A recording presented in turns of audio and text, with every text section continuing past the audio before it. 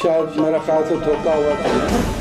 सबसे पहले आवाज़ उठाने वाले सदाए इत्तेहाद DJHD KJHD में हर एक सियासतदान के दर पे वहाँ के लोकल लोगों को लेकर जाने वाले सदाए इत्तेहाद छुड़ाने वाले।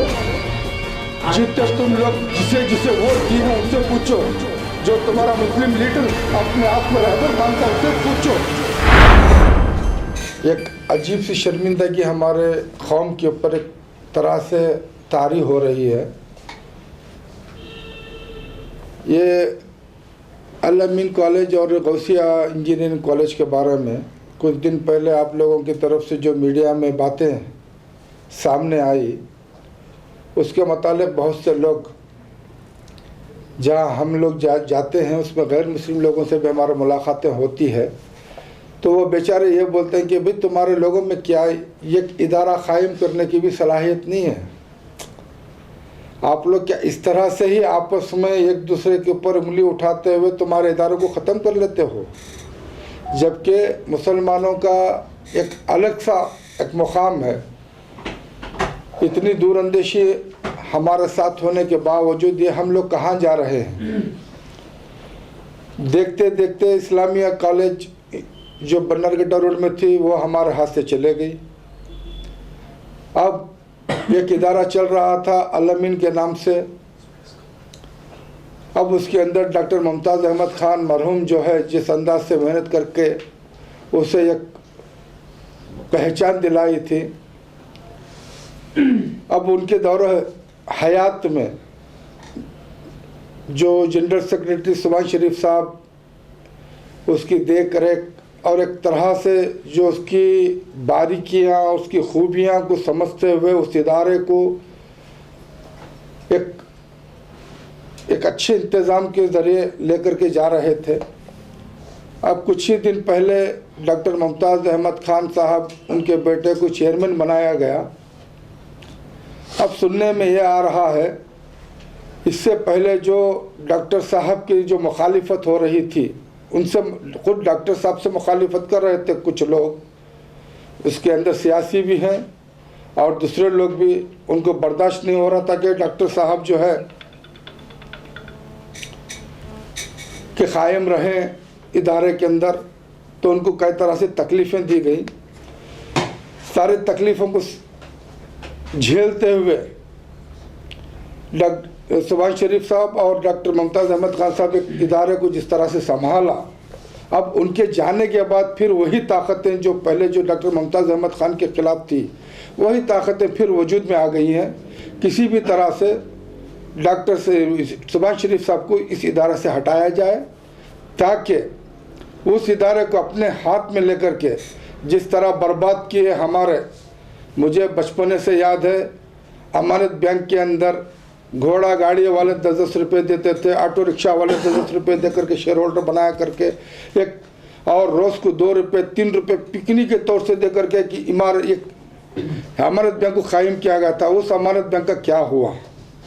गरीब कौम के पैसों से उठी हुई अमानत बैंक, उससे ना जाने कितने लोग फ़ायदा उठाए, सब अमीर बने, लेकिन जिनका शेयर लिया गया था ना उनको असल गया ना उसका कुछ मुनाफा गया और वो अमानत बैंक को भी बर्बाद कर दिए। ये हमारे लोगों की काबिलियत है। उसी तरह से इस्लामिक इंजीनियरिंग कॉलेज उसका ये हाल किए। हमारी कौम के ऊपर एक तरह से शर्मिंदगी आ रही है कि ये कैसे लोग हैं, इनके कैसे रहनुमा, इनके कैसे लोग हैं कि इनके रहबरी कर रहे इस कौम की। ये कोई पूछने वाला नहीं है। एक इंसान जो है एक तरह से जो है निज़ाम को संभालते हुए जा रहा है। ठीक है, सुभान शरीफ से हमारा कोई रिश्ता नहीं है, हटा दो, कोई बात नहीं। हाँ, उनके मुकाबिल कोई आदमी है क्या? पहले उसको तो ले आओ। उसकी तो लाए नहीं आप। ये कमसिन बच्चा डॉक्टर मुमताज़ अहमद ख़ान साहब को चेयरमैन बना, उसके ज़रिए क्या आप काम ले लेंगे?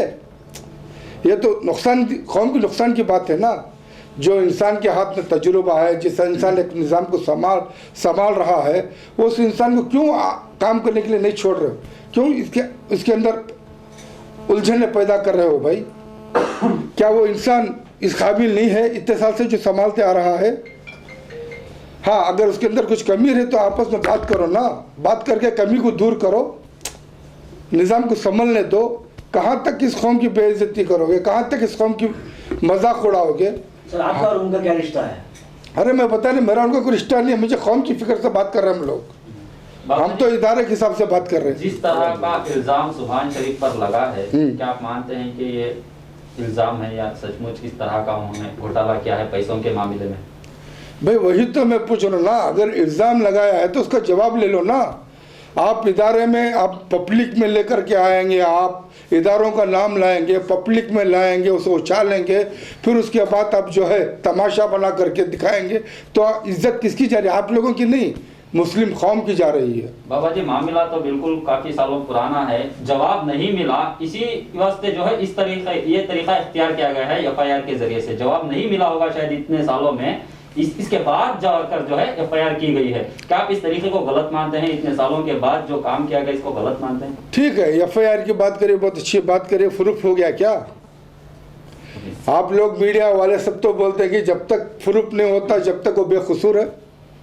प्रूफ कर लो ना, अगर बात सही हो गई तो ठीक है, मान लेंगे। समझ में आ गई बात? अब इसके बारे में अब हम कुछ नहीं कह सकते। उन्होंने FIR की है, उन्होंने जवाब देंगे, जो गलत है वो गलत है, जो सही है वो सही है। हमारे लोगों का कहना यह है कि अभी कहाँ तक इस कौम की जलील करेंगे आप लोग?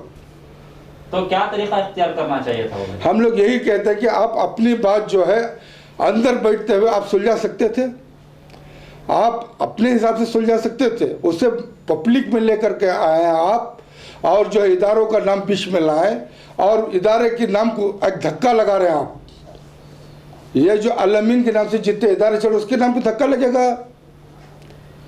गौसिया इंजीनियरिंग कॉलेज अपनी जगह है, ये अपनी जगह है, वो आपस में मिलकर चला रहे थे, वो अपने अपना मामले हैं।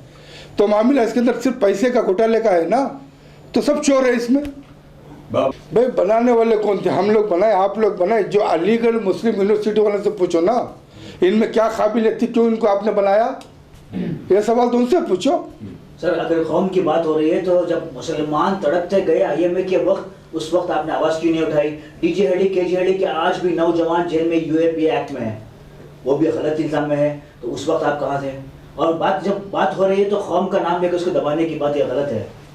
हो गई बात, शायद मेरा ख्याल से धोखा हुआ तो सबसे पहले आवाज़ उठाने वाले सदाए इत्तेहाद DJ हल्डी KG हल्डी में हर एक सियासतदान के दर पे वहाँ के लोकल लोगों को लेके जाने वाले सदाए इत्तेहाद। राशन लेके जब किट हम लोग वहाँ पर गए, तकसीम करने वाला कोई किसी की जरूरत नहीं थी, वहाँ थे सदाए इत्तेहाद। तो जेल से छुड़ाने वाले कौन थे?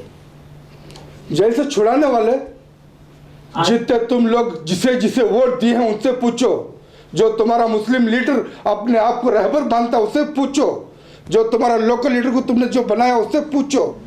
समझ में आ रहा ना? किससे वोट दिए उससे पूछो, जिस पार्टी के जय जय करके तो उससे पूछो।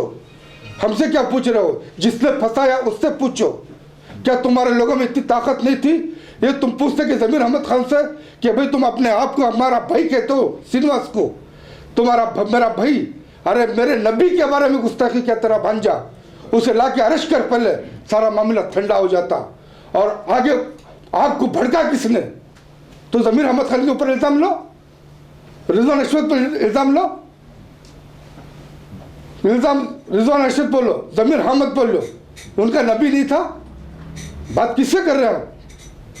इदारे आपस में टकरा रहे हैं या इनके दरमियान में जो झगड़ा है, हमारी सबसे पहले ये कोशिश है कि ये लोग आपस में अपने झगड़ों को अंदर बैठकर हल कर लें, इसलिए कि मुसलमानों के पास बड़े इदारे बस चंद ही हैं। हम इसी फ़िक्र में यहाँ पर बैठे हुए हैं कि भाई ये जब चंद इदारे हैं जो काम कर रहे हैं, कहीं ऐसा ना हो कि ये भी किसी साजिश का शिकार हो जाए और फिर जो है ना धीरे धीरे ये इदारे जो है ना वो ज़वाल का शिकार हो जाए। हमारी बस इतनी ही फ़िक्र है। और कुरान करीम का भी एक वाज़ेह मौक़िफ़ है कि इन जाअकुम फ़ासिक़ुम बिनबइन फ़तबय्यनु, कि भाई जब आपके पास कोई ख़बर आए तो आप उसके बारे में पहले तहक़ीक़ कर लिया करो। जब तक बात मुहक्क़क़ ना हो जाए, जब तक उसका पुख्ता एविडेंस हमें ना मिल जाए, उस वक़्त तक हम ख़ुद फ़ैसला कर लेंगे, तो फिर जो है ना ये अल्लाह और उसके रसूल के नज़दीक जो है ना कोई काबिल कबूल चीज़ नहीं है।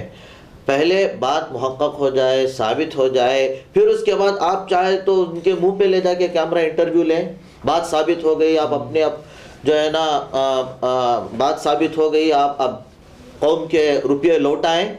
इस तरह तो वक्फ बोर्ड में कितना घोटाला हो गया है, आज तक किसी ने घोटाले करने वालों के मुंह पे ले जाके जो है ना हमने सवालात नहीं किए हैं। करोड़ों रुपए, अरबों खरबों रुपए हमारे जा रहे हैं। हमारा पूरा सिस्टम जो तबाह हो गया है, मज़ीद उसे हम तबाह करने के बजाय हम पहले जो है ना कोई ऐसा एक लाई अमल, एक ऐसा हम जो है ना लाई अमल बनाएं कि उसके तहत हम लोग काम करें, अपने इदारों को हम बचाएं।